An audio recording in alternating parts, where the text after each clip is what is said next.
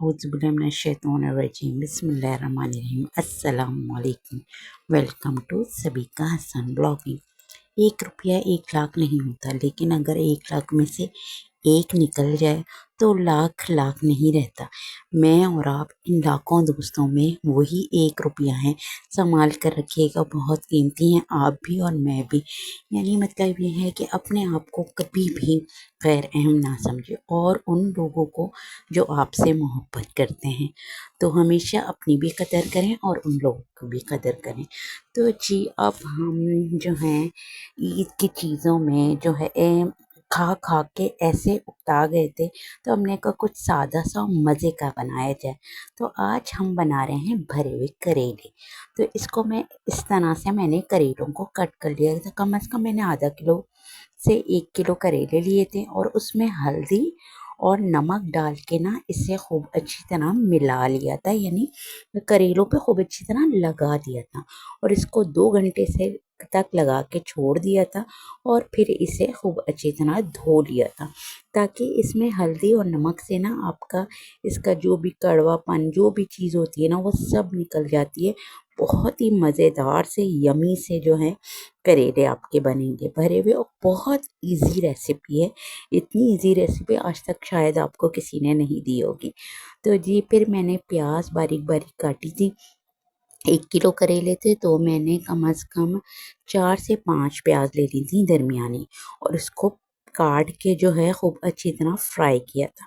और फ्राई जो है जब करें तो बस ये ज़रूर देख लीजिएगा कि बहुत ज़्यादा तेज़ आंच ना हो, वरना आपकी प्याज काली हो जाएगी, उसमें कड़वापन आ जाएगा।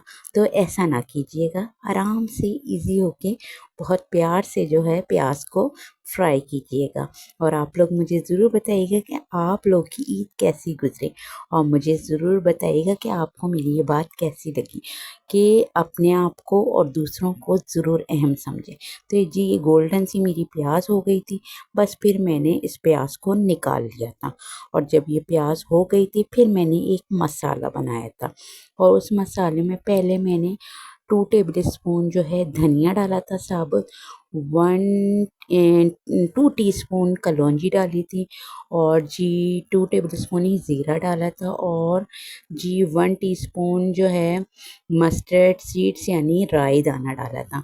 और जी फिर मैंने सौंफ डाली थी 2 टेबल स्पून, और फिर लाल मिर्चें कम से कम मैंने ले ली थी 8 से 10, और एक कश्मीरी लाल मिर्च इसमें डाल दी थी, और इनको खूब अच्छी तरह भूना था। अच्छे से हल्की आंच पे मैंने भूना था, ताकि ये जो है जले नहीं और बस भून जाए अच्छे से। जब इसमें से अच्छी से खुशबू आने लगी थी ना, बस ये जलना नहीं चाहिए और अच्छी से खुशबू आए तो। और इसमें जो है मैंने ना 1 टीस्पून काली मिर्च भी डाली थी, साबुत काली मिर्च।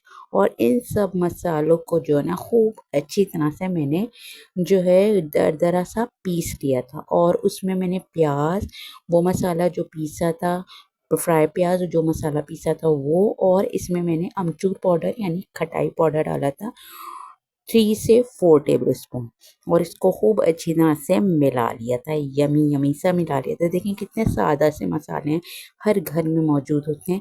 कोई भी ऐसी चीज़ नहीं है जो आपको फ़िक्र हो जाए हाँ अब हम ये कहाँ से लाएं।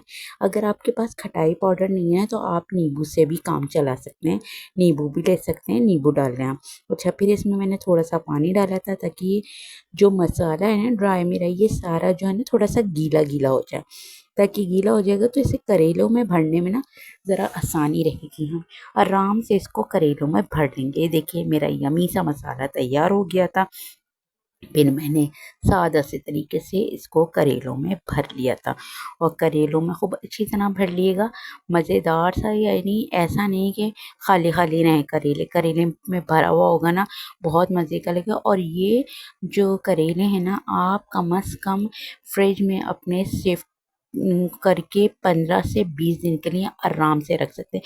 वैसे 15-20 दिन ये करेले टिकेंगे नहीं, क्योंकि आपको इतने मज़े के लगेंगे कि आप इसे 1 हफ्ते में ही सारा सफ़र चट कर जाएंगे।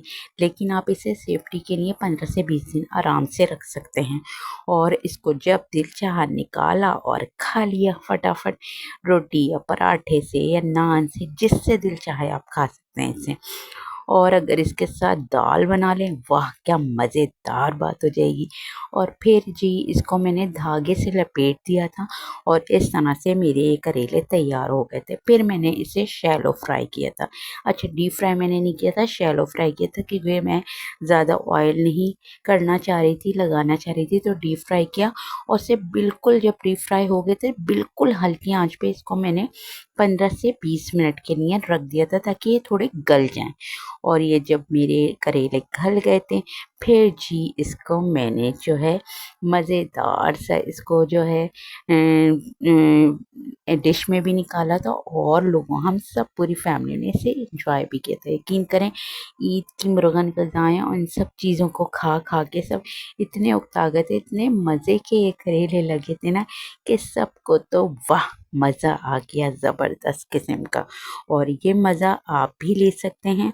तो जाइए, उठिए, अरे रुकिए रुकिए, पहले मेरे चैनल को सब्सक्राइब कर दीजिएगा बेल आइकन के साथ, और मेरी वीडियो को शेयर और लाइक भी कर दीजिएगा। और हाँ, मुझे अच्छा सा प्यारा सा फीडबैक देना नहीं भूलिएगा। चलिए आप जाइए और बनाइए, और मुझे इजाज़त दीजिए। अल्लाह हाफ़िज़।